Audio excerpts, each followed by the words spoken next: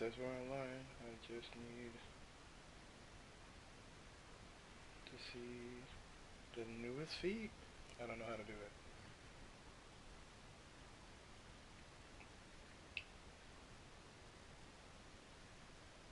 Can I not watch my own broadcast?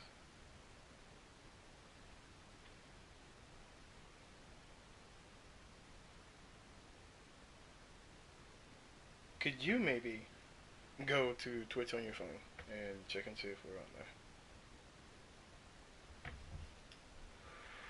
I have to download the app. You can't use the web browser? Did you post a link to your Facebook? Yeah.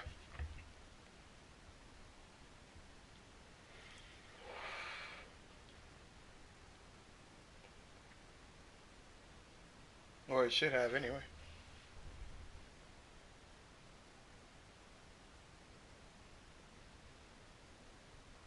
Yeah. Yeah, it went straight to my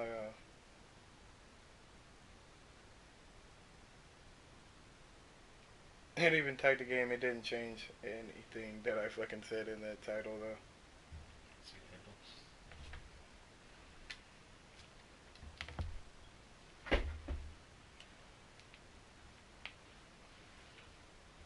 Bear with us, anybody that may be re-listening to this.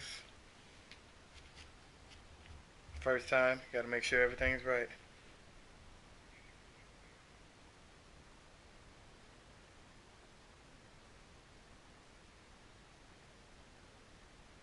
I think I heard audio from over there. We good? Yeah.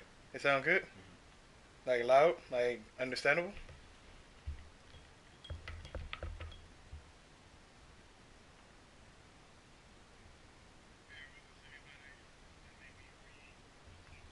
Good shit. Okay. Alright, so that means we can lay down a tasty jam in the background. I'm gonna start us off and then we can just alternate, if that's cool with you, with music. Sure. Alright. I'm gonna start us off with something good. Next time we'll have all this shit set up in advance. Gotta bear with the ads. I'll probably try and have us something set up on the computer next time too, and then that way we can go from there as well. And we'll have like a playlist set up already, or because we know that like I won't be having any gameplay playing, we can focus on choosing the music off of the computer and shit like that. And I can even probably drop links and check shit like this. Well, I think I can record audio recordings from my laptop. Can you now? Mm-hmm. Well, since we know that the mic works pretty well too, we might be able to do something with that. Oh, desync your phone, nigga.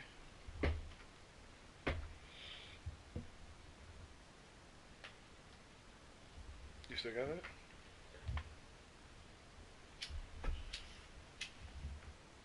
Alright, we straight in there.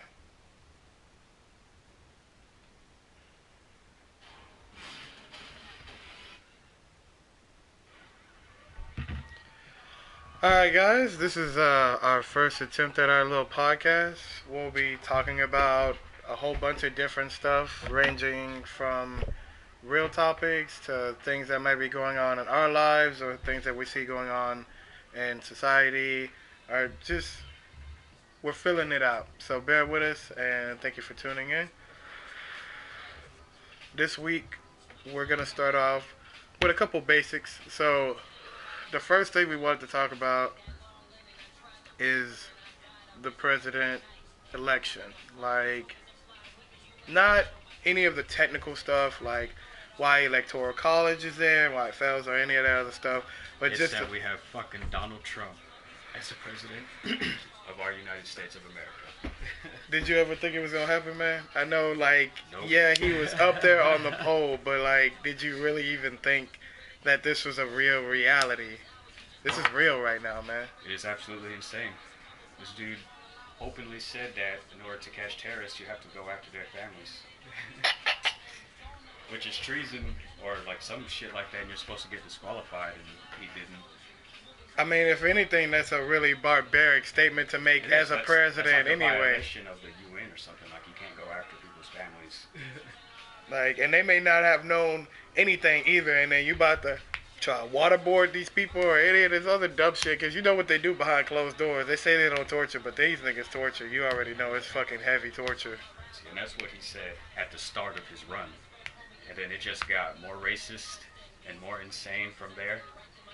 And I feel like he was elected by a lot of trolls. We are in the troll world.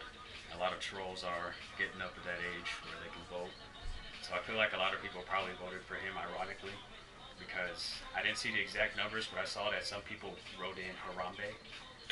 15K to be exact. I saw that actually. And so imagine how many people ironically voted for Trump. And then not to mention all the just people that voted for him in general. And a lot of people believe in what he's gonna do or what he said he's gonna do for this country too, man. It's just insane. Some of the like, yeah, Hillary had all the allegations behind her, her running, but like this dude was openly committing to almost sabotaging his own fucking agenda. Like when you know that women make up a large population, I think it's almost 2 or 3 to 1 for men, and then you say some shit like just grab him by the pussy, you should automatically just dip out of the race. Cause for what? But this nigga stuck with it, and all these other fucking outlandish ass things to say, and despite all that, he is now our fucking 2016 president. I feel like he was bored whenever he decided he wanted to be president, and he's just doing everything off the cuff. And like he had no idea that. Sorry about that. He had no idea that tape was going to be leaked, and but he still just rolled with it, just handled it, went on and said his crazy shit, defended himself, and like nobody gave a shit. Like, could you imagine if something like that came up during Obama running? Oh, they would have shot him down quick. We would have not had my first president was black, my Lambo is blue. Yep. It would have not happened, bro. But I do have to commend Obama. Like, there were no real scandals that came out while he was there. There was no cheating or affair or laundering or, lobbying or anything fucking shady out of him. People just had a problem with him because he was black. Simply put. And that shows you how strong the racism is still in our world right now. And that's honestly probably part of the reason why Trump got elected. Because so many racists just felt like he was ban the Muslims. The racists are already fucking saying ban the Muslims, dude. They already got that shit on lock. So why not go along with what they may be saying? And he might not even implement any of this shit, but his words touched on so many people's heart that thought like him or thought that he had the right idea. He was endorsed by the former leader of the Ku Klux Klan. Like, that's as racist as it gets. The Grand Wizard, bro. The Grand fucking Wizard is endorsing you. Sending you money, probably. You know they got a fucking collection going, and they sent all that money to him to push his shit even further, which is sad. Racism is pushing the country right now. And I'm not directly calling Trump a racist, but he has made some really racist statements. See, I don't think he is racist. He's just dumb. But the shit that he says just happens to be racist. George W. was dumb. This motherfucker is way, what you say earlier, off the cuff. Alright, this nigga's off the suit, alright? This nigga's not nowhere near the fabric of what you're supposed to be having on, bro. Like, this dude is out of there. But, regardless, how do you really feel about him being your president? It's already done. People can stop griping. People need to stop rioting and doing all this dumb shit and just accept the fact and feel. How do you feel about this, dude? Honestly, I really don't know how to feel about it. I've heard theories that was trying to prove a point with his election campaign, and that if he actually got into office, he would bring in like consultants that actually knew what the fuck they were doing and have them kind of run the campaign through him. But I don't know where they get that from. But since that's a theory that's out there, that's something that I'm hoping for. But that's a Hail Mary shot if I've ever heard one. Hail Mary is right, full of fucking grace if this motherfucker does anything stupid politically. So I really do, I didn't hear about that theory, but I'm glad that you at least have heard that, because that gives me a little bit more confidence that at least he knows some things that he is not well versed in, that he will need that extra guidance to be able to make the correct decision in those times. So that's cool. I guess my feel on the whole thing, like, I'm indifferent, and one would say you can't be indifferent in a situation like this, but you can, because people fail to realize that just because you put two people before me to vote for doesn't mean I want to vote for either one of these fucking candidates. And I refuse, like, if our vote really counts, I would like mine to count for someone that I would like to count on. And I don't feel like either one of these candidates were going to do me any good either way, and I couldn't count on them, so why give them my vote? Either of them. Especially because it's such a stupid fucking system where, like, it's not by popular vote. Because Texas, no matter how many people that I know that voted for Hillary Clinton, Texas was a Republican state overall, and so he won that. So all the votes towards Hillary that she got in Texas, like, didn't fucking matter because of the electoral votes. And it just doesn't make any sense to do it like that. That's why, I understand voting on, like, a local government level, like your city, your state, shit like that, because that's a smaller area for, that local government to be able to handle, and for its people, like, we're all supposed to have the same freedoms. And I understand if some states have different quote-unquote freedoms, like we have right now with marijuana. Like, a lot of different states have it legalized for recreation, not because you got glaucoma or any of this other shit, but because you just want to sit and get high real quick after work. You don't want a beer, you want a fucking blunt. You can do that, right? There's no pussyfooting around in those states. Just call it how it is. Yeah. Know people who get, like, them, because it's such a joke to get the medical marijuana cards in California. Like, why even do it? Like, it was just such a goofy system with the having to go through a little man like that. They just wanted extra reasons to have money, dude, to be honest with you, I think. Because you had to go through all those different processes, and which actually created jobs because you needed to put people in those positions to be able to do the correct paperwork and follow the correct procedures. However, creating a system to have a system, it just seems fucking stupid. Like, it doesn't need to go like that. But, I mean, nonetheless, speaking of which, I mean, when he got elected, 5 states automatically went up for the legal marijuana. I mean, I guess if you have to have something, I guess that would be equivalent to, like, a Democrat being elected and the gas going down. Like, if a Republican being elected gets more states marijuana, I mean, there might be only a certain time before Texas actually gets it. And that's only because we are a majority Republican, like you said earlier. There'll be federal legalization eventually. Like, it won't be anytime soon, I don't imagine, but it's absolutely going to happen within our lifetime. I'm confident. Because I'm hopeful. I don't know about confident. I'd like to stay hopeful. Okay, hopeful. My confidence went out the window when our president's last name became Trump. I'm just saying. That's true. So, I like to stay hopeful on that. What impact has this had on you, if any?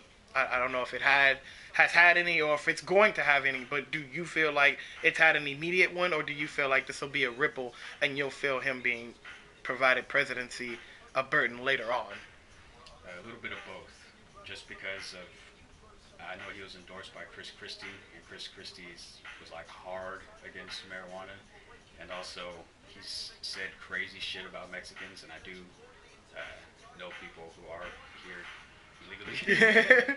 But it's like family, like old family that's been here for forever, and just for whatever reason they can't get their citizenship, but they work and they pay for their houses and shit. So if he's serious about all that, like, again, that could have just been something he was saying for the ratings. But if he was serious about that, then that would prove troublesome later. But again, we just have to see what he's going to do. Because, again, he could have just said all that goofy shit for the ratings, and whenever he gets in, he does an earnest job at trying to improve things. Because his speech after he won, he was touching on how he wants to improve things for all the races and everything. And you don't know if he's just saying that, but that's a good step It's a good start, at least. Yeah, I've heard about the speech. I haven't looked at it yet. Like, I didn't know he was president until this morning, and I got in, and then my boss got in, Perry, and he was like, "So, you know what happened, right?" And I just felt it in his voice. I just felt it because if it had been like Hillary, he would have came in the office like super happy. I would already know. Like a lot of people would have had a different tone this morning than what they did socially and in real life. But when I heard the tone he had, I knew right then and there Trump was our fucking president, dude. And I mean, I guess as far as the impact, um, none really. I mean, disappointing, yes, but like, holy shit, is my life destroyed? Do I need to like delete my Facebook or like get off of social media or go riot in the streets even? No. Nowhere fucking near it. Like, that's fucking ridiculous. But a rippling effect, I actually, one thing I do know he was trying to do and might be possible, and a lot of people are gonna fucking jab at me for it, but I hope he repeals Obamacare. I fucking hope he does. I don't fucking want it. I don't. I'm probably one of the only individuals who does not want that shit. But I'm being forced to pay for it, and then when I don't pay for it, I'm gonna get a heavy penalty for it. Like, what the fuck? If we live in America and we're given these freedoms, quote unquote, to have a choice on how we live our lives and do all this shit, why make it mandatory for me to have insurance on top of it? Like, I can understand, like, auto insurance, because you're out on the road and you're, around other people, things can happen. However, when it comes down to health insurance, that's something that we take on personally. So, if it's my personal choice to not have insurance for my health, I feel like that should be my freedom and not have to incur a penalty for not enjoying, quote unquote, this freedom. Like, it's just fucking ridiculous. And with him being elected, that gives us a triple threat.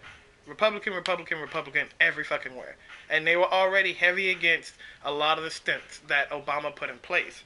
And at first I thought, I was like, well, it'll take several years, at least 2, for them to repeal it. But with that being a triple threat, we might see that within the first year of his term. That makes me a little excited. If nothing else, that makes me fucking giddy. I'm serious. And a lot of people are going to be like, fuck up Matthew. No, fuck that. If you want health insurance, there should be, like he says, an open market for, and please don't anybody think I'm fucking supporting Trump. I'm just saying there's one fucking thing he's gotten right. But if there's an open market, it drives competition. Competition drives prices. If motherfucker over here, motherfucker A has your health insurance for $50, motherfucker B is at least gonna try and give it to you for $47.95. And if that's the case, there's always gonna be a motherfucker C through D who is gonna have almost as equally as good shit for a cheaper price. And that just makes healthcare a little bit more affordable for everyone anyway. Now, I do feel bad for people with like pre-existing conditions and shit like that, because that's what Obamacare was made to cover. People with pre-existing conditions. But these are the breaks. I'm sorry, I don't want to sound like an insensitive asshole, but I mean, I understand where an insurance company would come from with not wanting to take someone with a pre-existing condition. I know that you could die at any time from whatever fucking illness you may have, and then I immediately have to pay out. Insurance companies don't make any money if they have to immediately pay out. They only make that money once they've sucked that from you for like 30 plus years. And then it's okay to pay out to you because they have the money to do so. But for you to take their insurance and die even 2 years into your term, like, is a fucking waste to them. They don't want that. And I understand. That's a business standpoint. And I understand where Obama comes from. Humanitarian, democratic. Think for the people. But you also have to think that if these companies can't self-sustain themselves either, those people lose their jobs, which then result in everybody being fucked. I mean, just someone will lose somewhere at some point. Why not make it just the people who don't choose to want to use it? That's all I'm saying. But that's the impact, at least as far as I can see, for Trump. Other than that, I could give a fuck less who's our president, because they're all going to spout the same shit they need to spout in order to get into the positions they need to be in. See, I've heard people say that he is very anti-gay people, but I haven't actually looked at it myself. So that would be a bit fucked up if he were to like take away gay marriage or something like that. I concur. I I don't remember hearing that, but I mean, if that's the case, that would be pretty fucking horrible. Mm-hmm. Especially to make the people who have already gotten married under the administration of Obama to have to make them separate in their state or make them move to another state in which it's acceptable. If they do that, they would drive the fuck out of the economy in one state, though. Mm-hmm. So there's that, but still, to disenfranchise two people who are in love and who have gone through the proper steps in order to be ordained in marriage in this country would be a crying shame. Mm-hmm. So we'll see what he does. I'm definitely intrigued. All right, man. Fuck that shit. Let's move away from that. I think we got music next. Earlier you had brought up conceptual albums with just an entire concept to them, or a story, or some type of theme to them, versus albums that have a series of randomization to the songs. Can you make an example? Yeah, like Kendrick Lamar, his To Pimp a Butterfly album. It's a sequel to the narrative that's in Good Kid, Mad City, but it's also a story that can stand on its own. And it tells a great story while simultaneously touching on different topics from Kendrick Lamar's point of view and how he's affected by these topics and just different shit in his life. And it goes through a journey because he's not the same person he is at the start of that album as he is at the end of the album.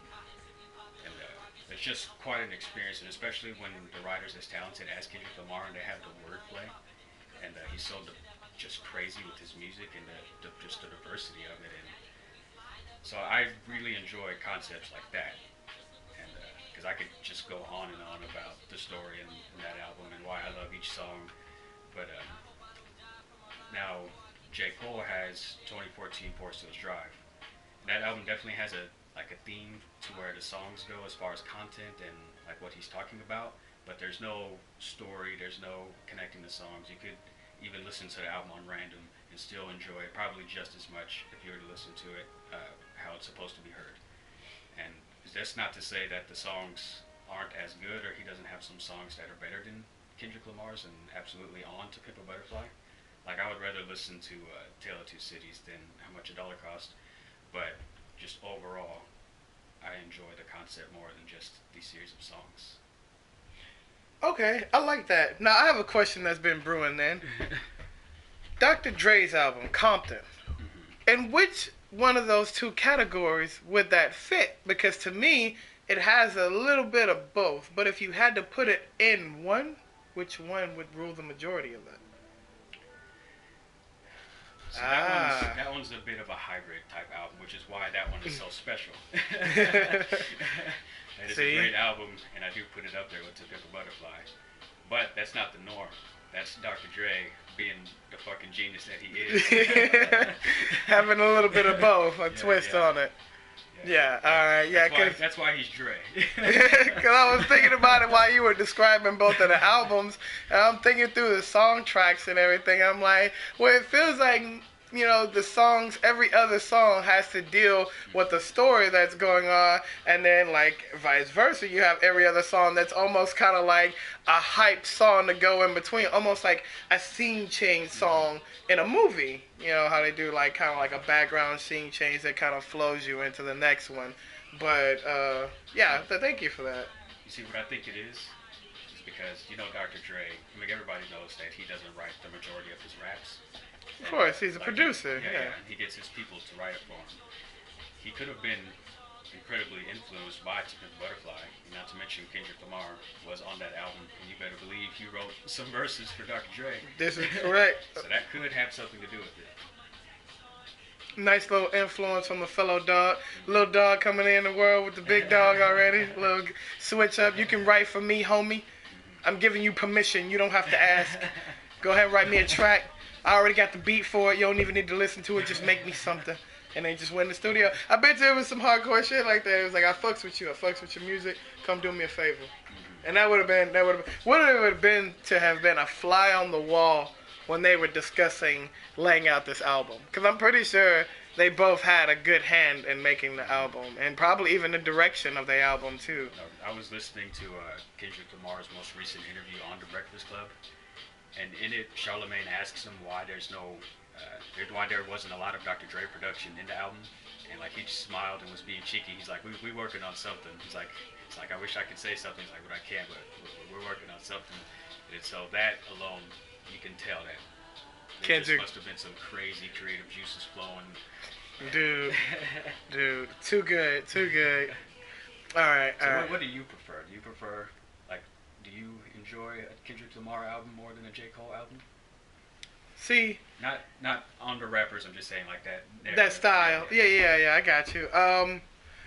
See, I'm a special individual, man, because I like hype music a lot. Don't get me wrong. I love, lyrically contented music, something with a soulful purpose that tells a story. Hell, I mean, just outside of rap, like, I love, like, Jhené Aiko. Like, a lot of her albums and LPs and shit have, like, a long flowing story from where she meets a guy, she dates him, and then she starts to get to know him, and then they're either a piece of shit, or maybe she has some stuff going on in her life that fucks shit up for him, and like, it's a real journey and real pleasure listening to Jhené Aiko. Like, I don't know if I've ever tried to put you on her before, but just as an artist, she has some shit. So don't get me wrong, I love albums with one coherent thought, or at least a story and a purpose to it.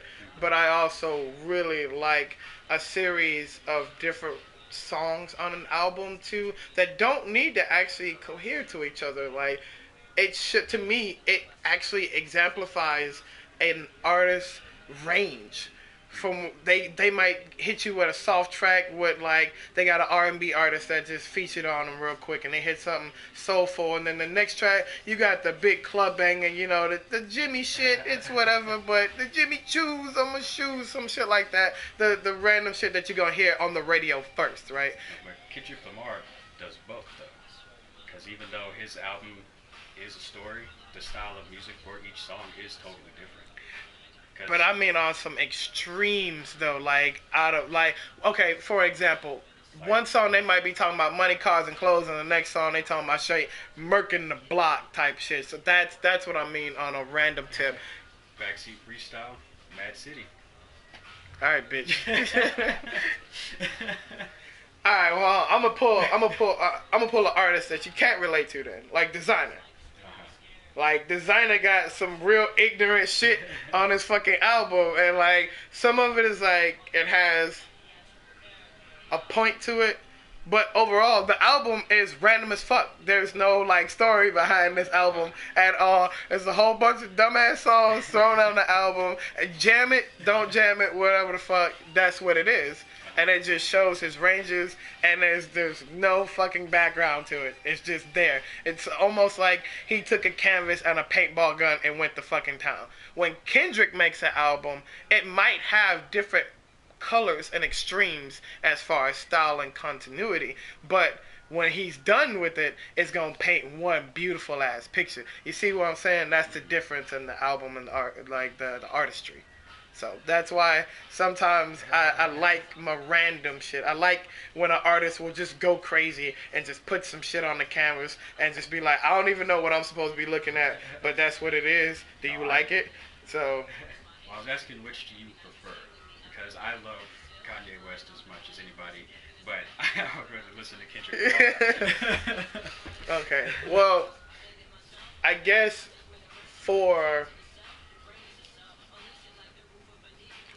I would like that J. Cole style. Man. Don't get me wrong. We both went and saw Kendrick live. And would I go see J. Cole live? Probably not, to be honest with you. Really? Good artist, but just not my first pick out of the basket. I'd rather go see Childish Gambino. I'd rather go see, Suicide Boys. I'd rather go see a lot of new artists that I've actually found out. Hell, we got them in the background. I'd love to go see Jaden Smith, actually. I would go to a fucking Jaden Smith concert.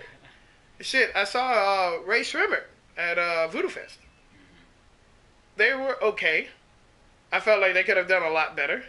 Definitely, they could have definitely played a lot more known songs and kept it hype. I don't feel like their hype was as good as they make it seem like it is for a pair of young dudes. Are you saying you'd rather watch them again than see J. Cole? No. No, that's definitely not what I'm saying. I'd rather, if we're making a price comparison right there towards like value and artists, I would definitely rather see J. Cole over watching Ray Sherman for a second time. Would I go see Ray Sherman for a second time? Maybe. Maybe. Would I pay for them exclusively? No. If it was at like another music festival like I did at first, then yeah, definitely I would do that. I'd go and stop by their stage for a little bit, which I did. I stayed over there for a good minute, maybe about 30 minutes or so. They played enough of the songs I knew or at least liked, and I can hear some of the other ones in the foreshot over the ear, but that's it. Yeah, fuck that. But yeah, I'd rather that J. Cole film, but just from a different artist. What are your current interests? And this can be music or movies or any type of media. What are your current interests right now? Well, musically, I've been revisiting Slayer, and I really like me some Slayer. The only album I owned by them when I was in high school was the one with Rain and Blood on it. I think it's called Rain and Blood, isn't it? Yeah. Yeah, okay, yeah. That was the only one I owned. That's a great album. It is. The artwork on that album was fucking brutal too. All the bodies all over the wall and blood, and it's drawn all fucking crude and shit. Yeah, I dig that. They have some twisted artwork. Their God Hates Us All album, the original cover for that was the Bible with nails hammered into it and blood coming from the nails, and it had Slayer burned on the cover. All right. They had to create a slip cover with the less in your face cover. So people won't walk by it and get immediately offended. Yeah, and their covers get pretty wicked, but I really like their music because they're so fucking heavy, like they're insanely heavy, and I can understand why people don't like them because I can see how that can get overwhelming. Because I haven't heard all of their albums, but I've heard like 4 of them, and I can headbang to every song on every album. That's the mark of a good song. Yeah. When your fucking neck feels like you had whiplash, that means you had a good listen. But my brother Nick, he gets disinterested after a while because each song is just a heavy song, boom, heavy song, boom, heavy song. Where he wants a little change up in pace. Where like he gets a little dull for him because he doesn't think that the music is that diverse. But I feel each song is so strong on its own that I don't give a shit. And there's some days where I feel like that too, where I just need heavy song after heavy song, man. I understand though, for an album that goes back to why I was saying that I kind of like that J. Cole style of like album, because I like some range in what I'm doing, you know. But sometimes you don't get that with albums. Sometimes you'll get that one straight shot like that, or that's it, you know. But I like that there be some range in it, so I can revisit the album for multiple reasons. I like that they have a variety in topics, which is mainly what keeps me back. I mean, they have a handful of topics that they will revisit, but they do talk about different shit and put their own point of view on it. And it's a very aggressive point of view, and because they talk about religion, politics, the state of the society and culture as a whole. Like, they talk about everything. Like, they're not just screaming for no reason. And plus, I'm a little bit biased when it comes to atheist music, and so if you can give me some heavy shit with some really in-your-face lyrics, then I'm on your side. You're all about that? That's why Michi Darko is my second favorite rapper. Shout out Flatbush. But yeah, they have some pretty heavy lyrics. My favorite lyric on God Hates Us All is he screams on the song New Faith. He goes, "I keep the Bible in a pool of blood so that none of its lies can affect me." It's almost some Evil Dead shit right there, man. It's so in your face, and I just get so heavy after that. No, that's really cool, man. So that's what I've been listening to. Okay. Well, that, and whenever I work out, Rob Zombie's lead guitarist is this guy named John Five, and he has a bunch of solo albums, and he just can make the guitar sing like nobody I've ever heard. It's fucking insane what this man can do with that instrument. And yeah, whatever I'm working out, because his shit gets pretty heavy, and that's what I like to listen to. So I've been listening to Slayer and John 5. Okay, okay. I've been jamming a whole bunch of different shit. I found a couple new rap artists, and one of them, three. Jaden Smith. Been listening to him pretty heavy. I've been finding some stuff on. I've been finding some stuff with him and this channel called Nostalgic on YouTube, and a lot of those mixes are what I've been listening to. This one particular one called Beast Mode is really fucking good, and I didn't, when I first listened to his music a little while ago, I couldn't see why people liked him. It just wasn't my shit at the time. He just wasn't making music that I appreciated. But I just happened to be listening to some shit on random on YouTube actually, and it was just, I was just letting it autoplay, and it started going hard, and I was like, who the fuck is this? And I looked, and it's Jaden Smith. I couldn't fucking believe it. In fact, I played it like the following game night here at the house, and everybody asked me the same thing. Yo, who the fuck is that? That's goddamn Jaden Smith. In fact, I bet one of my friends $5 that I could show him a Jaden Smith song that he would like, and needless to say, I got some money coming to me. So that shows you a testament. Like, I took a couple songs from him, and people have just started to like him and listen to him as well. I've been trying to look for it, but to no success yet. But definitely a whole bunch of YouTube tracks, so it leads me to believe his music's out there somewhere. It might just be on Apple or something like that, a little bit harder for illegally downloading, but but definitely it's out there because people have it on YouTube, so people have it, so I gotta find it. Second artist, I know a little bit more about than the third. Second artist is Suicide Boys. They're out of Louisiana. In their style of rap, people are calling it like dark rap or like evil rap or whatever the fuck. I don't know. I like it. It's not your normal everyday rap. It's some real good production. A little ratchet at times too. It's fucking hype. And it's just talking about, you know, like, how do we put this? I guess it is dark rap. Fuck, I don't know. It's not talking about anything happy. I'll tell you that. Going through hard times, fucking sludging through the mud, having people die next to you, like, you know, just going through life. And I guess that's why I kind of cut for it a little bit, because it's some sick production. Nobody else is kind of really doing this type of rap, and it's real rap. They're not talking about fucking guns, clothes, jewelry, any of that other bullshit. They're actually talking about real shit. It may not be the shit you really want to hear, but, I mean, it's real. And I guess that's why I respect it a lot. And a couple friends put me on these guys. Pretty damn dope group. And the third confuses me, and that's why I saved it for the third, but it's really good too.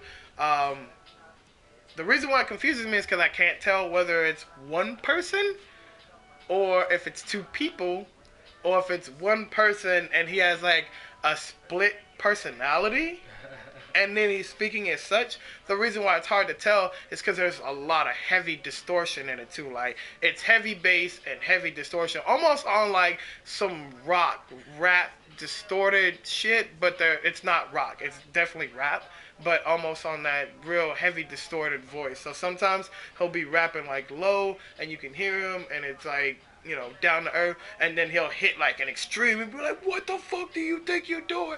And it's like a distorted voice. Like, I'll have to play something for you later. I know you're looking at me like, what the fuck are you listening to, Matt? But one particular song is called You Not Like Me. Syringe. And one song is called You're Not Like Me, and yeah, it's heavy. It's heavy as fuck. That's the song I'll play for you later. Okay. But that's what I'm interested in right now. Those three artists have my attention for right now. And then, of course, Sparkmaster Tape has been,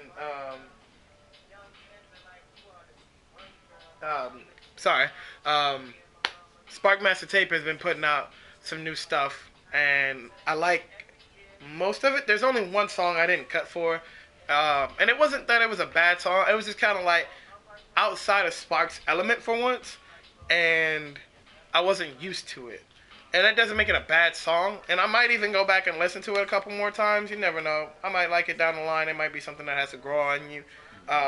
But it was definitely out of his element, and I didn't know how to take it. But a lot of the other new songs that he's come out with, I definitely cut for. Calabasas, oh my God, that's my jam. I just want to live in Calabasas. Like, oh my God, this shit's too heavy.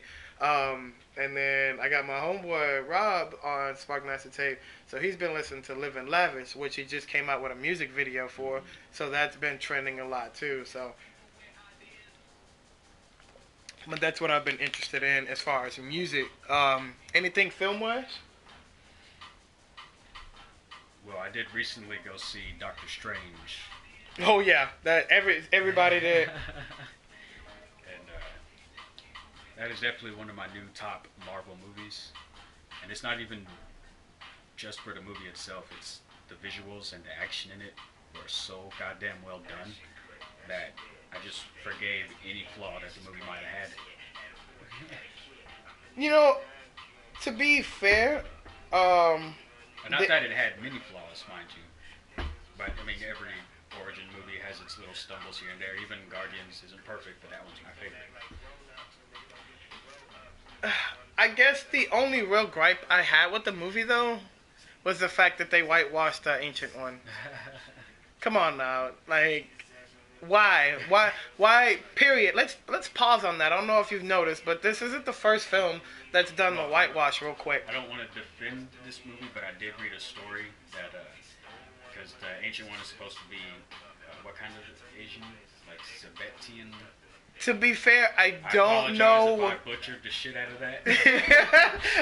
I have to apologize because I don't know what form of Asian the Ancient One was supposed to originally be. I read that he was supposed to be that, but there, for some reason in China, you can't show that type of Asian in film, and so they did it for a business move. But why they wouldn't cast a Chinese person, I don't know. But an Asian period, man. Like, you can pull this off. They already have the natural complexion. That was their defense. That's okay. So what's their defense for fucking whitewashing Scarlett Johansson? Huh? There's no defense for that. Exactly. So, like, there isn't any reason. Just be embarrassed about that one. Ghost in the Shell has a sad day ahead of them come 11/18? Oh, 11/17? Not on my radar at all. I saw a trailer for it. I damn near threw up in my mouth. But let's get back to the Strange. But yes, Doctor Strange was fucking good. I just really wish they had picked an Asian for the Ancient One. And other than that, I liked the way that the movie escalated. It almost had an Iron Man 1 feel to it, the way that the story flowed and the way that the character panned out. But Tony Stark and Strange kind of have that cocky personality. So I'm pretty sure it was really easy for them to lay out the formula for this movie. I would have liked to have seen a little bit more Dormammu, but I do like the way that they ended it. I do. That was really, really cool. I saw that. I was like, man, he can rewind time. Yep, he's my favorite. Wait, you didn't know Strange could do that? No, I was totally ignorant coming into Doctor Strange. Let me also educate you on something. There was a big change for the movie, too, then. The Eye of Agamotto is not supposed to be a fucking Infinity Stone. Really? Yes, that is actually supposed to be an ancient relic that was left on the Earth by the Kree, I believe, like thousands of years ago. So I'm just running it down for you real quick. There was these ancient beings, and they were on the planet at first, and they were pretty much gods, and they were going to destroy the planet, but another being banished them from the planet. So their bet was to see who was still strong, who had a stronger influence on the Earth. So they left 4 ancient artifacts on Earth in hopes that mankind would divide themselves in factions trying to obtain these and then destroy each other, and whatever race held their last relic would prove true to who was the most influential on the Earth before they left. So once they were banished, like that staff, the Gemma Sidorak, which the Juggernaut has, and a couple other artifacts, but I digress. Anyway, once they were banished, the being that banished them was had a being of its own, and his name was Agamotto. And that relic actually belonged to him, that was passed down because he was the first sorcerer supreme.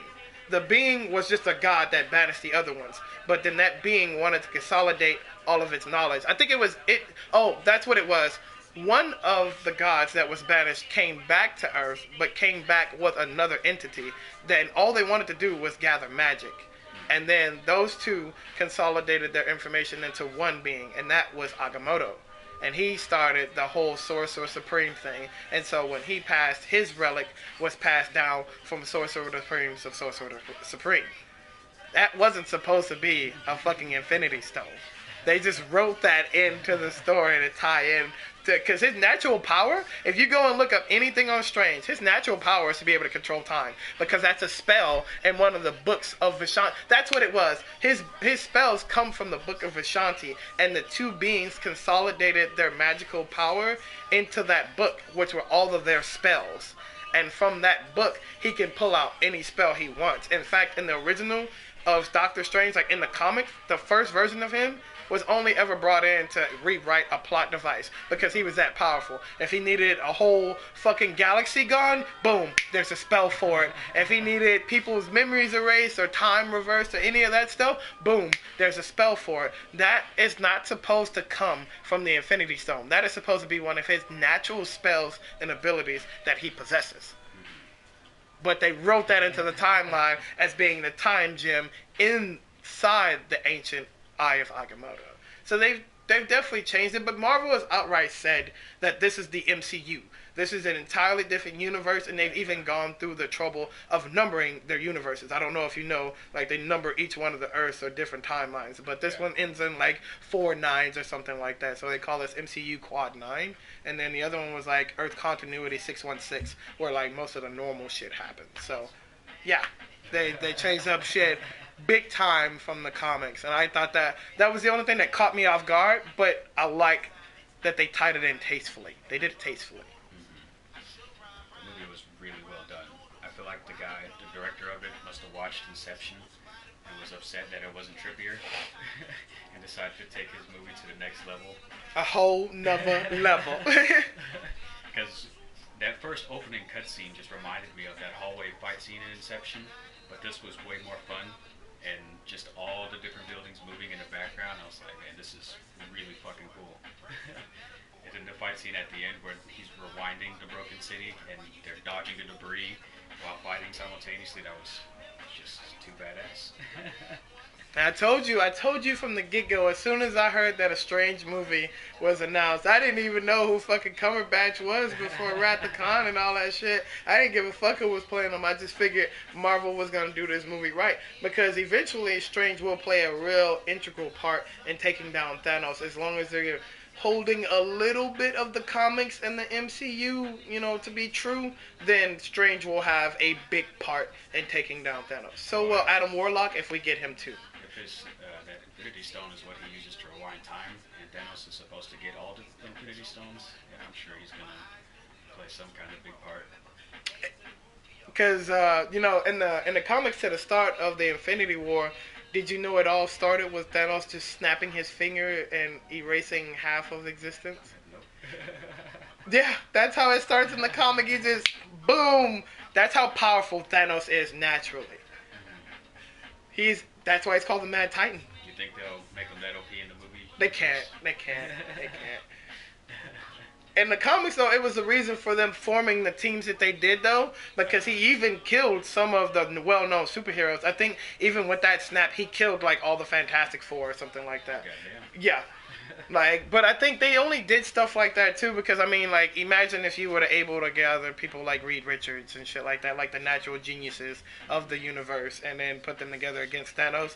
But it said that Thanos has lived for aeons, and that's why he's as ruthless as he is smart and cunning, because he will fuck your shit up in the most sadistic way that he thought about for 1,000 years before you even came about existence, because that's how old he is already. So this dude's fucking heavy. That's why I'm so hyped for all this shit. And I knew they could not do this storyline without stopping at Strange. Definitely. And Benedict Cumberbatch fucking killed it as the Sorcerer Supreme.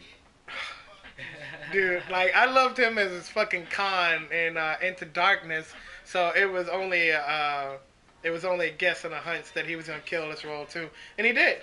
He did. I was really convinced at one point that he was Stephen Strange, man.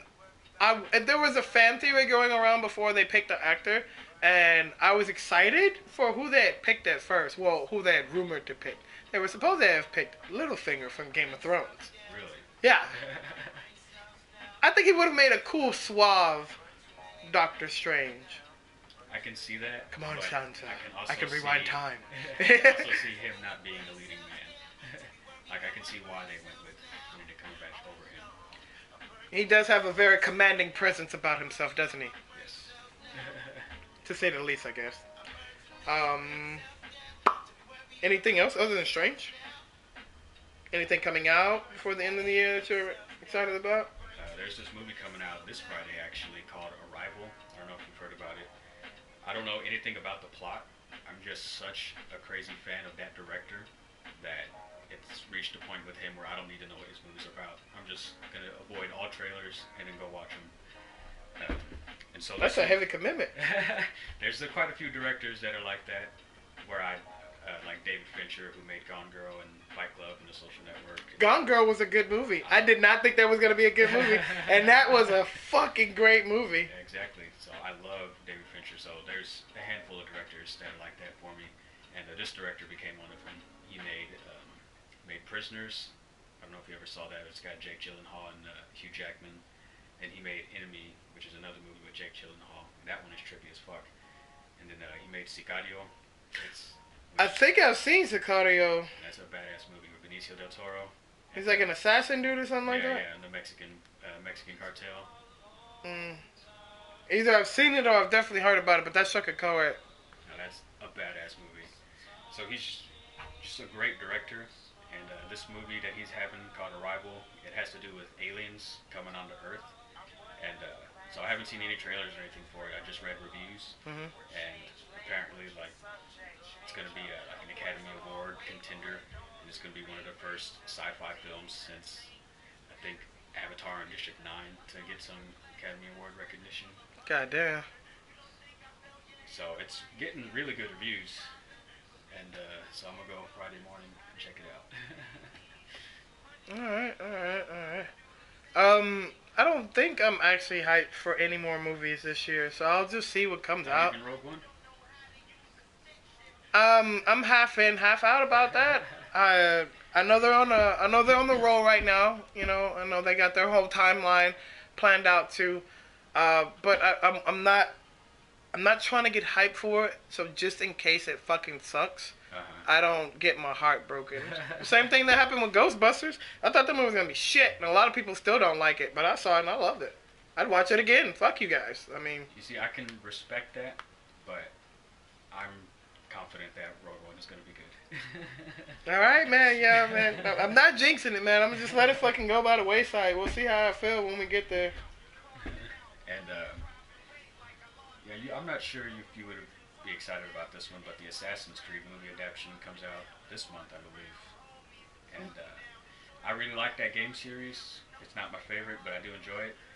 However, the lead actor, Michael Fassbender, he's one of the handful of actors who I have the same commitment to as a director. I don't need to know it. I need to have a general idea of what the movie's about, but I don't need to watch trailers if I'm interested in his movies. Okay. And so he's going to be the star of this Assassin's Creed movie, and it's being co-produced by him and Ubisoft, because Ubisoft wants to handle their own film adaptations from now on, because of Prince of Persia and Far Cry. I heard Prince of Persia was shit. It's pretty bad. But so yeah, Ubisoft wants to be directly involved with their film adaptations from now on. So everyone's curious to see how this one's going to play out. Like it could be ass like the rest of the movie adaptations, but everyone's cautiously optimistic about it. I mean, now I did see something cool that this will be the biggest free fall drop ever. They broke the record for the movie. That's fucking insane. Shout out to the dude doing the fucking drop, man, because I don't know if I'd be able to do that. Hell no. But I mean, I'm going I'm going to go see it. But you're gonna have the same Attitude about it, yeah. Like it's gonna be half in, half out. I have that attitude about it right now myself, and I'm anticipating its release. So, you know, we might have to schedule something to where we both go see it, and then that way we can actually turn around and do a cast about it too. Hell yeah. Nice. But I'm pretty sure that's it as far as this year is concerned. Yeah, Rogue One is in December, right? Yeah. With next month, pretty much. God damn. Dude, can you believe we're at the end of fucking 2016? This is fucking insane. So much shit has fucking happened. We won't go into all that right now, but so much shit has fucking happened, and we're right here in November. Yep. Just right smack dab in the middle of the goofiest time in America, which also happens to be the best time in America. As odd as that is. So half in the bag, oh, it's so horrible, dude. It's so horrible. But it's so great at the same time. That's what makes it a mixed bag. Exactly. I mean, because even though we started off with Trump and all that, we've also got all these movies and games and shit. So this is correct. This is correct. I mean, Skyrim remake came out. Tomb Raider finally got released on PlayStation 4. Mm-hmm. So all that shit. So I mean, I guess we're at the end of the year. Just let's close it out without any major disasters or people dying or something. I guess we'll write this off as an okay year. But is Star Wars the last movie for the end of the year? I believe so. I might be mistaken, but since I don't know it off the top of my head, I'm going to go ahead and say no. All right. But I know next year I'm really looking forward to Logan and Guardians 2 and I am looking forward to Logan. Movies, but those should be pretty good. Have you seen Age of Apocalypse yet? Yeah.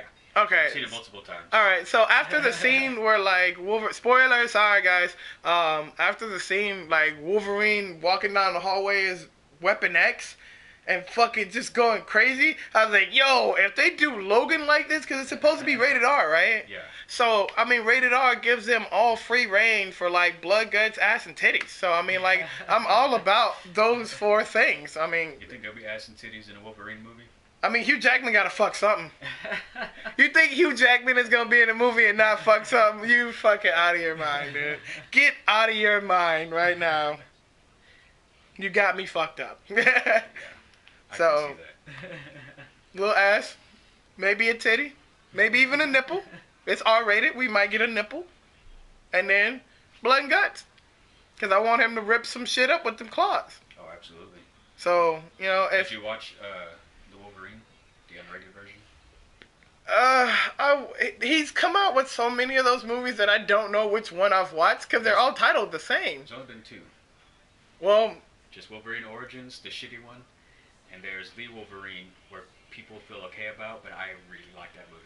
I feel like all the X-Men movies are underrated. Okay, I feel like I'm going to have to go back and watch both of those then, because I know one of them, I don't remember either one of them being good, to be honest with you. So you stretching saying that you like one makes me have to go back and watch them again. I'll give it an earnest shot. Maybe when I watched it, it wasn't my cup of tea at the time. I've matured a little bit more as far as taste go. Well, so I might watch the unrated one, because that one, they were able to add blood, and they do drop a couple of F-bombs, and it's a bit more Wolverine than the theatrical one. What the fuck do you want, bub? Exactly. All right. Weapon X. But, all right, so I'll go back and watch those two. But, yeah, after seeing the scene from Age of Apocalypse, it made me hype for Logan. So as long as that's there, we'll do that.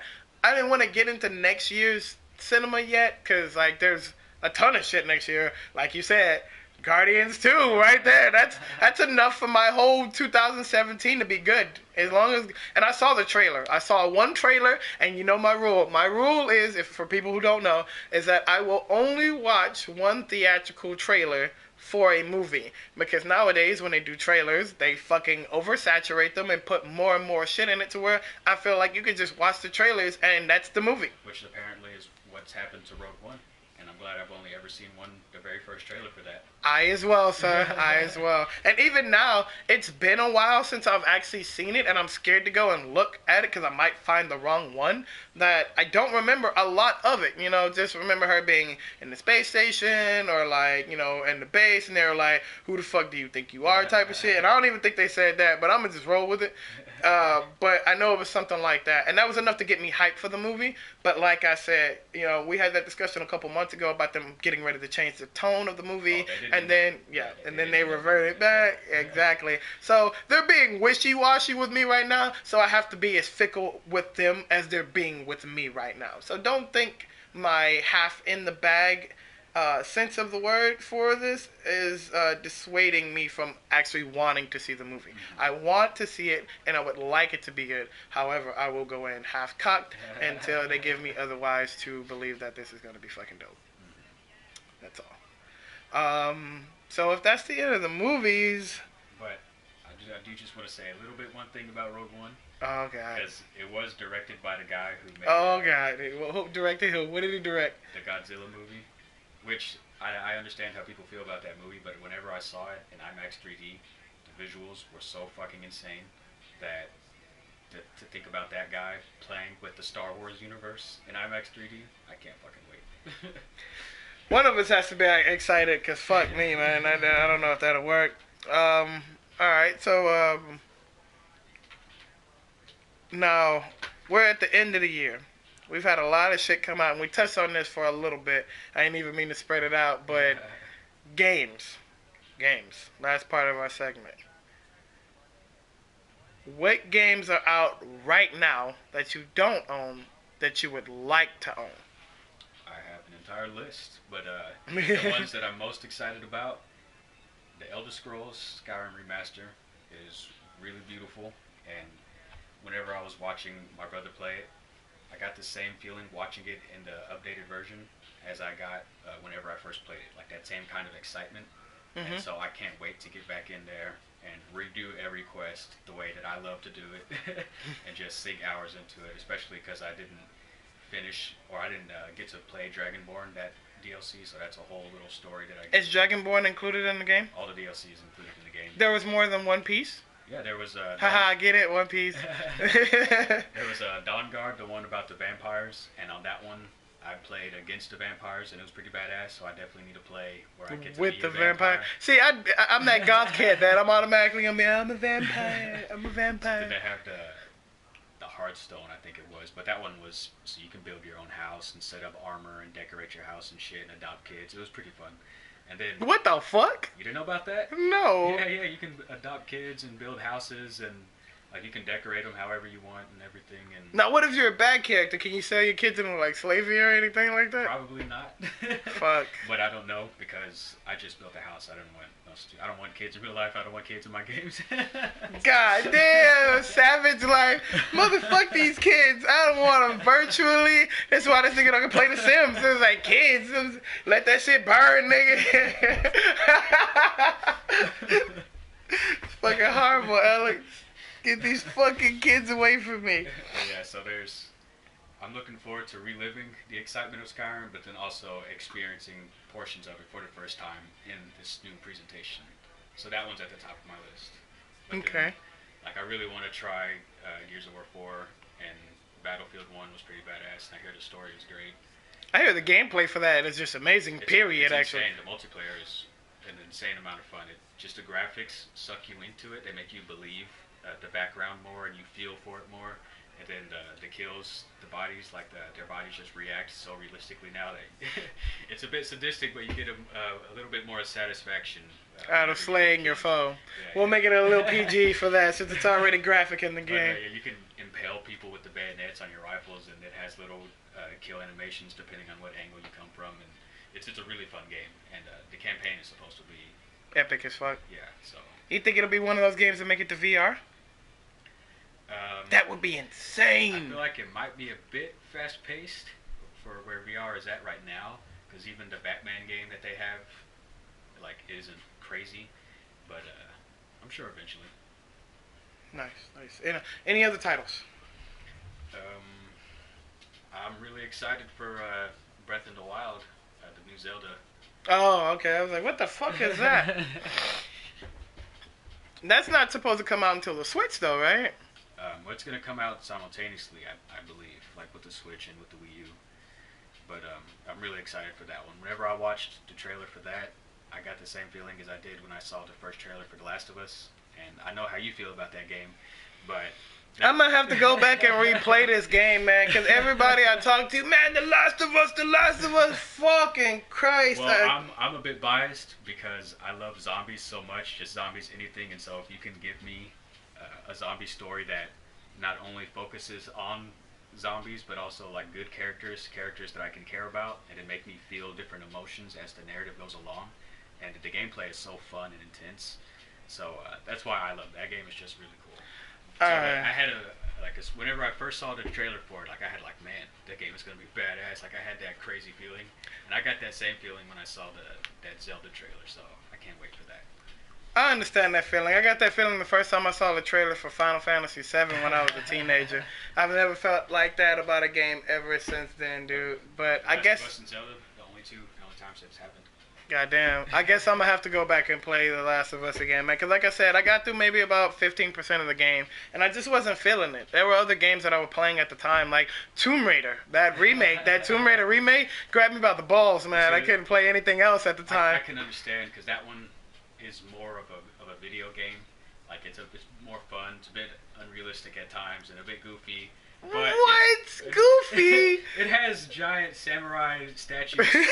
I love the game. I give it a 9 out of 10. Come on, I know you like Sucker Punch, so when you see a giant samurai fucking statue... I give it a 9, maybe even a 9.5 out of 10. But The Last of Us is hard. Oh my god. Back to that Kendrick Lamar, J. Cole shit. Okay, alright, well, we'll see where you stand with that. Yeah. Since we're on the Tomb Raider thing, I guess one of the games for me right now is Rise of Tomb Raider. I am excited for that as well. Fuck yes, dude. Finally, after a goddamn year. It feels like The Rock just walked in the room. It's like, finally, The Rock has come back. And it's like, fuck, thank you. Like, Ubisoft were a bunch of bitches for letting that shit lease directly to Xbox for a year beforehand. When I think, was it the first Tomb Raider a PS4 exclusive? Well, I believe Tomb Raider as a whole started off as a PlayStation exclusive. This is definitely true. I know that for a fact, but...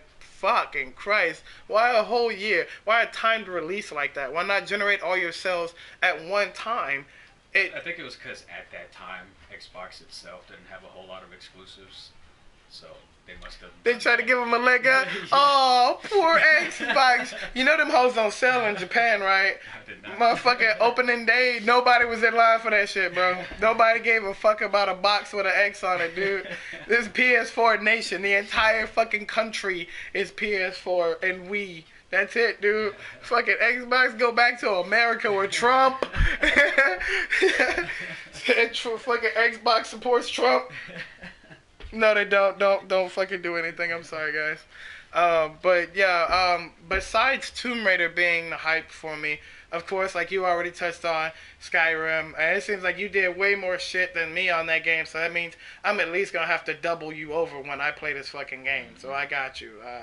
I'm hype because they finally, couple things. I got a couple things to be hype about. So get your fucking seatbelt ready.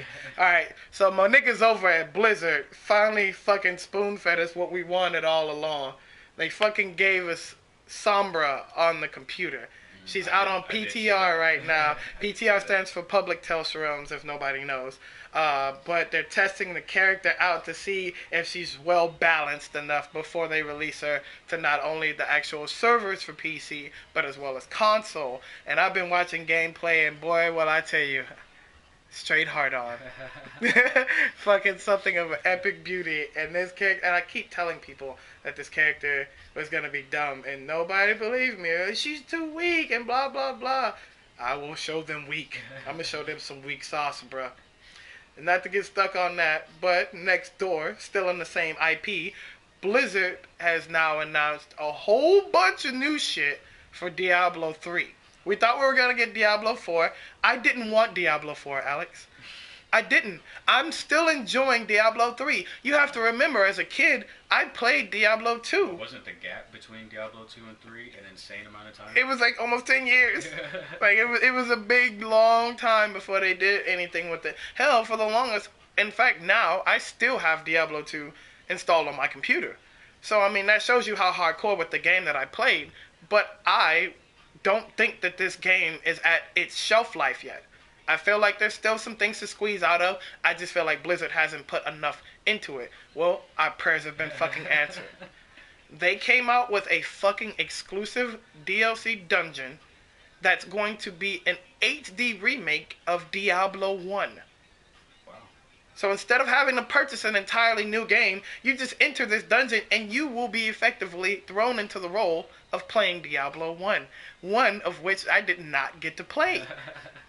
So not only do I get to play a game that I've never played, but I get to continue playing a game that I love playing, and it's HD. On a 4K TV. Hey, don't be telling people what I got, man. But yes, it is going to look fucking immaculate. But with all of this shit coming out, like, I'm kind of blindsided by any other thing that could be coming out in the immediate future. So Blizzard has me caught, just mesmerized with all the new shit, all the shiny new shit that I've gotten. But I am hyped for the newly announced Crash Bandicoot remake. I did not see that. Ooh, boy. Hopefully they don't fuck that up, but they got my childhood by the balls, man. Like, I want that to be good. Hell, I still have Crash Team Racing, which is their little go-kart game, and I still have Crash 3 Warped.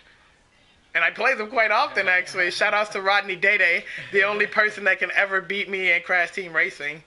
But that I still fuck with Crash, dude. So when I got that, it really hit my nostalgia button hard. Like, smash that shit a couple times, you know? But besides that, Blizzard has all the answers right now. Well, I am also very intrigued by the new Resident Evil. Homecoming! Holy shit, how did I forget about that? I played the fuck out of the demo and you were here. Yeah. They even updated the demo a little while ago, so some of the clues can be solvable now. So, thank you, Alex. See, this is why we do this. I totally forgot about that. Its combat, they said, is supposed to have a similar feel to the first Resident Evil. So, in its first person, so I really am curious to see what that means. Oh shit, our listener actually played Diablo 1. You're fucking OG, aren't you? Well, you should definitely hop on Diablo 3, start getting your character grinded up, and then holla at me when the DLC comes out. But, fuck, where were we? We're talking about Resident Evil. Now, the thing that I've been hearing from Resident Evil, a lot of hate, actually. Really? Because people are saying that it feels too much like that fucking PT. Yeah. And I'm like, come on, give him a chance. Give him a fucking chance. PT obviously got fucking canceled. Like, I mean, people just have to eat that shit. But, I mean, other than that, let them do a new spin on the Resident Evil franchise. Because, to me, these past couple games have been shit. I know a lot of people will disagree with me, and you probably will even disagree with me. But they have not been my favorite Resident Evils, dude. I enjoy them, but they're not the first Resident Evil for sure. Fuck that. Let's go back to the real killer. The real killer is Resident Evil 3, Nemesis. That game, everybody played that game. That was... I never did. I'm gonna punch you in the throat. I said everybody played that game, Alex. You better go back and play that shit. Yeah, you need my PlayStation 3 over here, nigga, because you can download that shit. Alright? You can play that shit. You need to play that shit. Download an emulator. Do whatever the fuck you need to do. Watch a playthrough. Fuck that. Yeah, just watch somebody play it. It's a fucking good-ass game, dude. It is. Like, that's what... Okay, so I played RE2. Beat RE2, got Tofu, got Hunk. Did all the extra shit, right? It was a good game. But when Resident Evil 3 came out, let me show you how good Resident Evil 3 is. Resident Evil 3 is so good that the first time I ran into Nemesis and could not escape him, I got so scared that I turned off the game. I did not play for the rest of the night, Alex. I was done. Because if I saw that nigga again, I would surely see him in my dreams. And I could not have that shit. I can turn that nigga off on the game, but I can't turn him off in my head, bro. That shit is impossible. It's fucking done. So, but that's how iconic that game still holds true to me, dude. And out of all the remakes, they need to just stop fucking around and remake Resident Evil 3, because they'll grab a fucking smooth $50, $45 from me, dude. No, they're going to. And they're gonna... Because what they did with the first Resident Evil gave that one a complete graphic overhaul, remaster, and even changed the voice acting to update it. I believe they're doing something right now similar to that to Resident Evil 2. So everyone has a general feel that it's only a matter of time before Resident Evil 3 gets a similar treatment. What's Resident Evil Zero then? Where is that in continuity? I think that one was made after the remaster of Resident Evil, Hmm. but that one is not well received, as far as I know. You haven't played it, I take it. No. Okay. Yeah, I just need that on deck, man. But yeah, they're supposed to be doing that with Part 2 right now, and so I'm sure Part 3 will get. It'll happen at some point.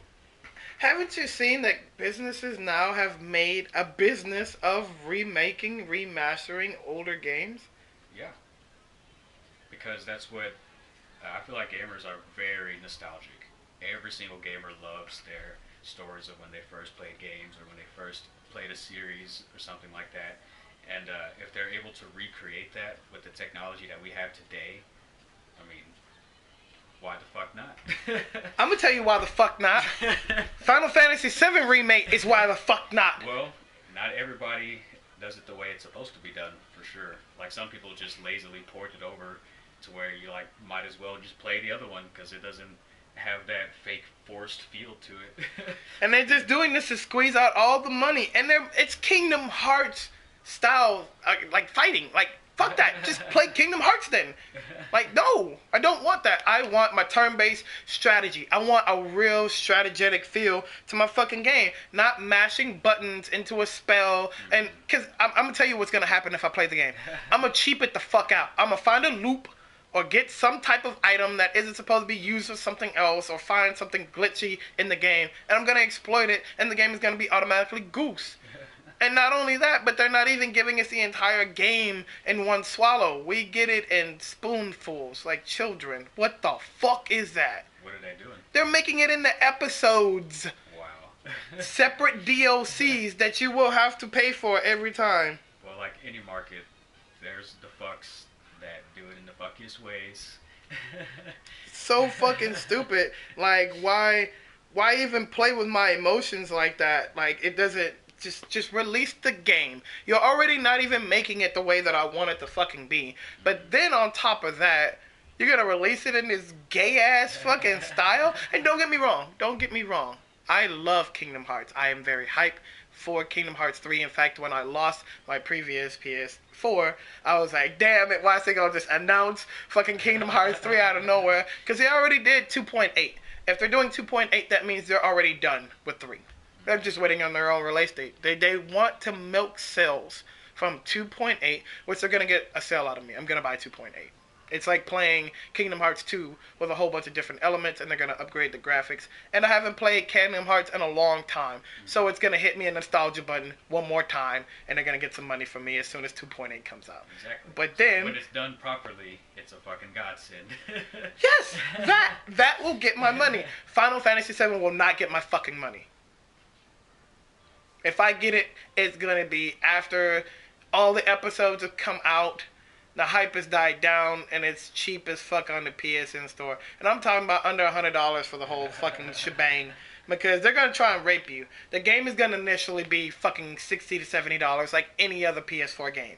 And then your DLC episodes, depending on how big they are, let's factor in a couple things, alright? Depending on how big they are, not only are you going to have to pay for price, right? They're going to charge you, like, if this shit is, like, close to a terabyte in size, right? Let's just imagine. No, let's be realistic. Because they want you to have 8 of them. So it might equal a terabyte. So let's say each episode is about 300 to 500 megs a piece. Like, gigs a piece, right? They're going to charge you anywhere between $25 to another $40, right? Because there won't be a season pass for this. Because this is going to be a span in years. This won't be in months. This will be in years that they release this shit, okay? So you can't come out with a season pass for something that's in years. That's stupid, right? But you can charge them every time you buy something. So let's rack that number up real quick. Let me get a calculator. Let's do $35, right? The average. $35 times 8 episodes. That's $280, Alex. Now let's do the initial cost of the game too. Let's do that at $65. for the entire package of your nostalgia, your childhood to be replayed, re-raped, $345 excluding your tax. You're almost spending $400 on something that's going to span for multiple years, and it's not even the style of game that I fucking want. Are you kidding me? Are you kidding me? This is what you do? No, this is not how you handle this. So for all intents and purposes, I'll just keep playing my other Final Fantasy VII. Fuck that. It's a waste of time. And Kingdom Hearts. And Kingdom Hearts. I'll be replaying the shit out of that a lot too, especially when 2.8 comes out. I'll probably end up streaming that. Keep tuning in to my stream too. I'll be streaming that. But we need to separate our podcast from my regular streaming too. We'll figure that out later. Any upcoming tech that you're excited for? Nothing specifically, but I do like to keep my eye on certain things. Like, I'm very curious to see where VR is going to go, because I've heard mixed things about the PSVR, but then I've heard great things like about the Oculus Rift and the HTC Vive. Vive? Now that's the thing that people have been buzzing about, is that Vive, because they also have these little controllers too. They're already ready for this shit. But I would like PlayStation to step it up and provide me something that's naturally for the PlayStation. I'd really hate to outsource my gear. I already have a PlayStation. What if it's not compatible? Any of that other shit, you know? And I would hate to buy a subpar item. Waste some money. But I'm sure it's still like cool. I think I would like it, because I probably wouldn't understand. Or I could understand mixed reviews. Maybe some people would get tired of wearing a helmet or motion sickness or whatever their gripe. I don't have any of those gripes though. I'm not a pussy. But yeah, like, I'm very, very excited to play Resident Evil 7 in VR. Like, that is gonna be pretty fucking like amplified, I'm sure, just to immerse you in that world fully like that. Like, I'm excited for that one. There are a lot of games, like Bethesda has already said they're ready to roll out with VR, dude. And I'm talking about straight, because Fallout is already naturally in first person. So just slap on a fucking helmet. They put on VR demos with Fallout 4 and Doom. Oh, I bet you Doom was heavy as fuck. They were very well received. Nice. But yeah, like, it's stuff like that. Games that naturally can take advantage of VR is what I'm actually really excited about. I feel like that is the next evolution in gaming. And now all you need to do is make that 360 treadmill, like, actually affordable for people. 'Cause that's not affordable for people. That is not. I imagine. That's not affordable for regular people outside of, companies doing that type of thing. But when you can make that accessible to regular gamers, first of all, think about, like, the health implications. It could work out in a positive manner. Think about people playing first-person shooters. What if you actually had to run? They would not buy a VR. This is true, but imagine the avid gamer. Because me personally, I get my fat ass on that thing quick. I'd be in this bitch drenched in sweat. Matthew, I can't use your shit. It smells like sweat. Then don't fucking use it. It's mine. But I would personally get my ass up on that thing. And I know a lot of other people would too. To really be able, imagine that, Alex. To be able to immerse yourself fully into the game. Not only senses-wise, but physically as well. To be able to run in place and run down the mountain of Skyrim with a sword in your hand. I saw that ported where they were using a Wii controller on one of those 360 mats playing Skyrim. Like, that looked fucking great. See? And if Bethesda actually did an official one, it would be even better. God damn it, man. And see, like, Bethesda's already on that good shit. You know what I mean? So why would they not already naturally know what their gamers want? Mm-hmm. They've given us a horror game when we didn't think we were going to get one out of them. And we've gotten fucking Fallout 4, which is just as good, if not better, than Fallout 3. We don't even mention New Vegas. Oops. Why do we do that? And then turn around, they gave us a great first-person shooter and Doom. So there's no reason to believe that Bethesda wouldn't answer the call of their fans and step up to something like that. God damn it, man. VR is gonna be fucking amazing in the years to come. Just give it 3 more years. Like, look at what we have now in its first inception. People just said VR, and all the game developers, everybody just jumped to it. Mm-hmm. Let's do it then. Are we moving this way? Everybody moving a single file line. Let's get it. Yep. So imagine another couple years. Look at where we went from like standard HD definition TVs. Standard definition for high definition at first was 720p. People were gawking at 720 like it was a fucking window. Mm-hmm. Now we have 4K that looks like you're actually looking out of a fucking window. So imagine where in the next couple years VR is gonna be. Dude, we're gonna be stuck. Ghost in the Shell. We're done. That's why there's that theory that we are in a virtual reality right now, but we just don't know it. Because at some point, it is going to get so realistic and so immersive that it's going to be indistinguishable from real life. And We've already reached this point. Are you telling me that we've reached this point already and we're just stuck in VR right now and we're about to go back into another VR? That's a theory. Yo, Inception. From Elon Musk. Goddamn. The VR inside the VR. Mm-hmm.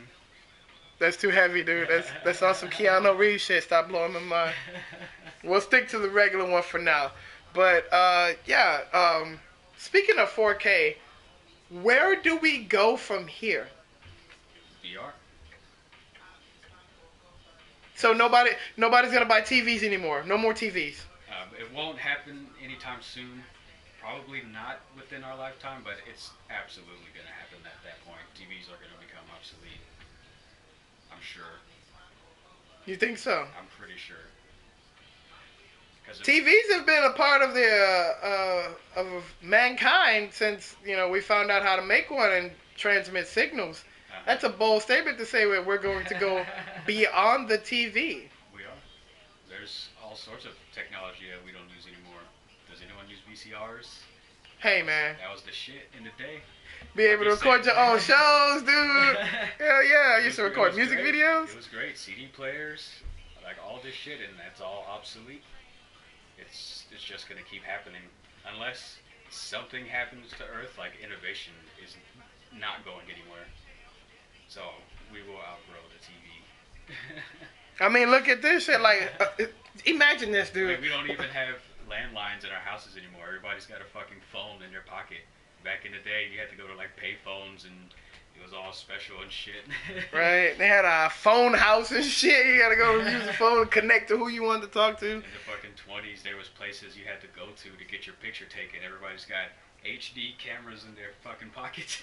Right? Shit. Resolution that would blow old people's minds in the back of their skull, dude. Yep. I mean, because you know what? You might. I don't want to admit that you're right, but you might be right. Because look at how far phones have come. Exactly. To be honest with you, really. Because I watch people sit in rooms with a TV on, and then they're watching their phone. Yep, all the time. And I will admit I'm guilty of it sometimes. I don't understand that though. I like to watch what's on already. I guess and I have to be totally invested into it. Like if I'm bored or eating or something and I just throw on an old rerun of It's Always Sunny or Arrested Development or something like that, then I'll check Twitter, I'll check Instagram or Facebook or answer a text message or two, maybe even take a phone call, but I have to be totally immersed. But the cell phone has grown into an extension of ourselves, basically. And it really is an extension, dude, because like some people act like they can't even take the shit out of their goddamn hands, to be honest with you, man. And that's why we have so many accidents and shit like that too nowadays, which is fucking sad. But I mean, I haven't been guilty of it because I'm not that negligent, but I have heard of some people who leave their phones at home and like they'll get out of their apartment complex or get down the street and then will realize it and turn around and go get their phone. I mean, but hold on. On that note, I understand because, besides all the social media and all the other bullshit that, it has to offer, it still offers its emergency purposes, such as I get a flat and I don't have a way to change it. I can call for phone a flat, some shit like that, Exactly, which is a huge point into why it's becoming extensions of ourselves, because before cell phones, that's how people were. Like, whenever we were kids and shit, and even when our parents were kids, it was like everybody was sent out into the ether. Like, you couldn't text them. You see him when you see him.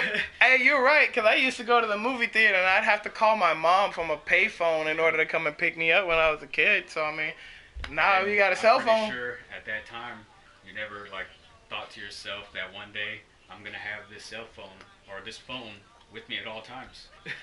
You're absolutely right. But hold on, now, you know, with some of the recent things that have gone on in my life, you know, I don't have a cell phone right now. And at first I thought it was a really big deal until I realized, and I truly have realized, how much of a technological leap we've made, because even with me not having a actual service provider, I am still able to use this phone to the best of my ability and get everywhere I need to be and speak to everyone I need to speak to without any fucking hassle. Exactly. Like, Wi-Fi is almost readily available everywhere we go. The only place, even when we went to Voodoo Fest, the only place I didn't have a good, strong, constant Wi-Fi signal was out at the fairgrounds. But to be fair with you, people who had cell phone service didn't have service either. They were trying to call each other and find everybody, and there was even a Find a Friend app that Voodoo Fest was pushing. But because the service out there was so horrible, it was lackluster and nobody used it because it was that bad. The signal was that bad. So I didn't feel any more helpless than anyone else there. And I imagine being in that environment had a certain feeling that you just don't feel whenever you're out in the public and you can just call somebody. Exactly. It was really hard to find people too, so that could have turned into a bad situation. Mm-hmm. But, you know, and that's how people were all the time back then. And they just had was the norm. But see, that's the thing though, dude. Like, and I hate to get off topic from the other stuff, but that's the thing. People have become so helpless now that, you know, without a cell phone, they would probably literally die. That is true. That is very much a shame. But people back then were tough as nails. They got lost or any of that other shit. They just had to make do, and they fucking found a way to do what they needed to do. But every previous generation is always going to have it tougher because the people that are currently in those generations are striving to make every year a little easier. So we obviously are going to have it as easy as it's ever been. This is true because it's a culmination of the years previous and past to where we've needed to get comfortable. But we've grown too comfortable, though. There's too much comfort when you can't navigate yourself. When motherfuckers don't know how to tell east from west anymore, that's when you know you have a fucking issue, okay? And I'm not going to sit here and tell you I can point east to west right now, but I'm also saying that's a problem. You know, that's something that... If we were stranded in the woods, would you give us a week? I don't know. I would try and hope that everybody would be able to navigate to the best of their ability, but it's just not something that we teach anymore. Mm-hmm. And it's things like that that we should still teach. We should still pass down those things. Even though we have other things to supplement or help with these, there should still be some level of teaching us these basic skills. Just saying. I agree. That's why I do eventually want to get into hunting.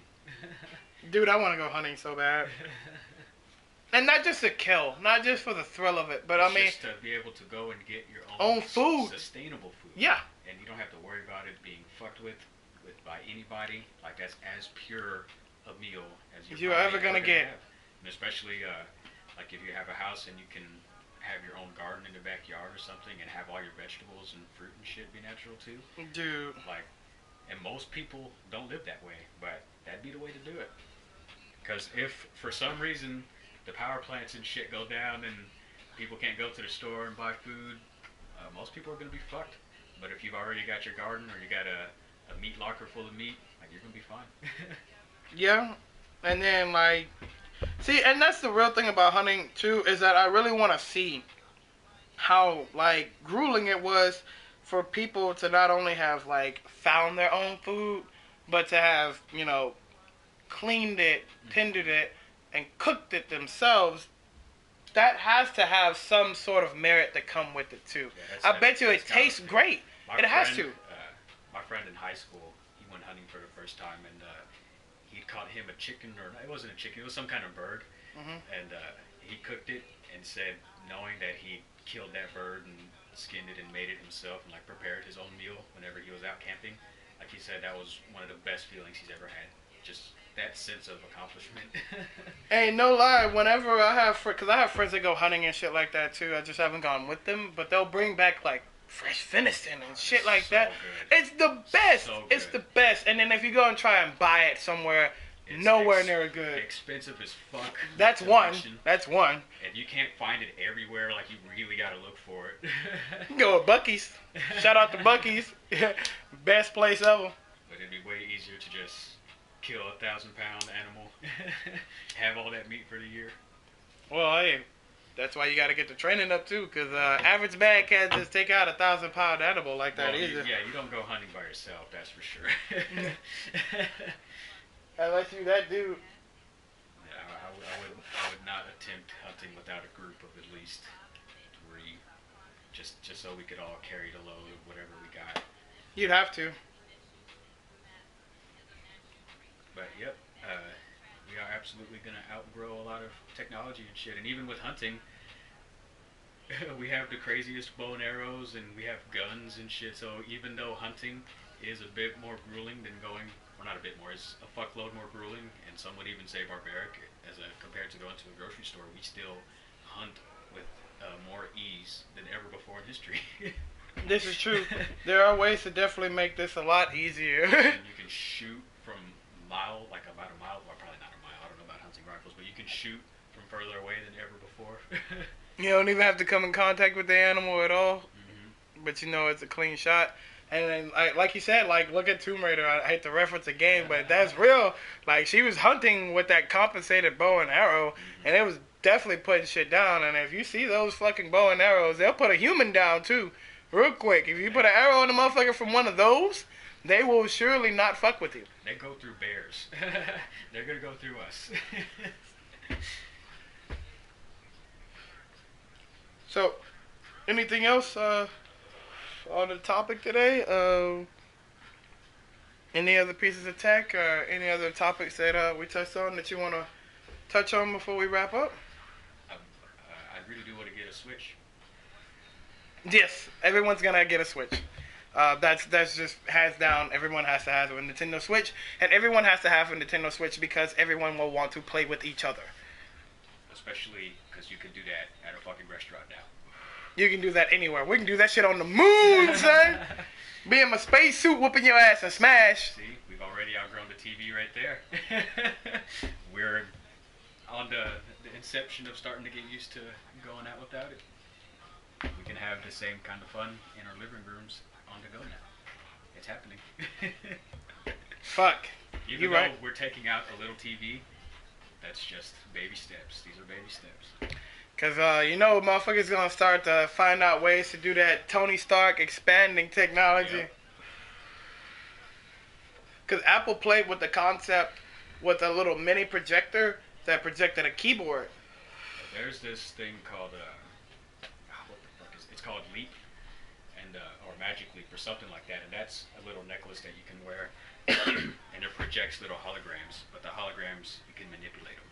So you can, there's demos of people putting out a little horse or a pig or something, and they can pick it up and put it on their hand, and they put out blocks, and they can move them and shit. And so we're getting there. We'll have to check some of that tech out after the stream. Fuck, dude. Technology's just going so fast. And there was this other little, I don't know, I guess you could call it VR, where it was this I forget what it's called, but this dude is in his office, and he puts on like these Oculus Rift type glasses, and then boom, the office building just gets customized with all kinds of like video game type shit. And so he runs up to like a desk, but on it has a hologram with the weapon selection, and he's scrolling through it, and he grabs a weapon and shit. But I'm pretty sure he's holding like some kind of plastic thing to simulate the gun. But he goes through and picks his weapon, and then like he selects what type of enemies he wants, and then so from the ceiling of it, you see holograms of aliens jump out, and he's shooting at them and shit. Now that's called augmented reality. Augmented? That's AG. That's awesome. That's AR, augmented reality. That's yeah. another direction that we're heading towards. It's just Now gonna that's make some sick television- shit too, because I saw some shit where it was like a portal on the wall, and then spaceships were flying out the portal, and they were shooting them and like ducking behind the couch and everything, and fucking that is pretty fucking dope. So we got virtual reality, and we got augmented reality. Like I'm swearing, it's all gonna collide at some point. Augmented virtual reality. Yep. It's gonna be like, well, you don't watch anime, but people who will probably be listening to this will know Sword Art Online. It's pretty much something similar to what we're talking about, like the Matrix and all these other things. Well, I guess that brings us to a conclusion on our first podcast / streamcast. We call it Streamcast. There we go. It's only fitting that we started off with the downer of where we are right now, and that we ended with what we're capable of and the potential for the future. It's a nice way to wrap it up. We should probably do that. We should probably make that the flow every time, though. Start off with the topic and then end up with the hopeful. Well, guys, thank you for tuning in, or thank you for rewatching. This is Matthew. And this is Alex. Peace out.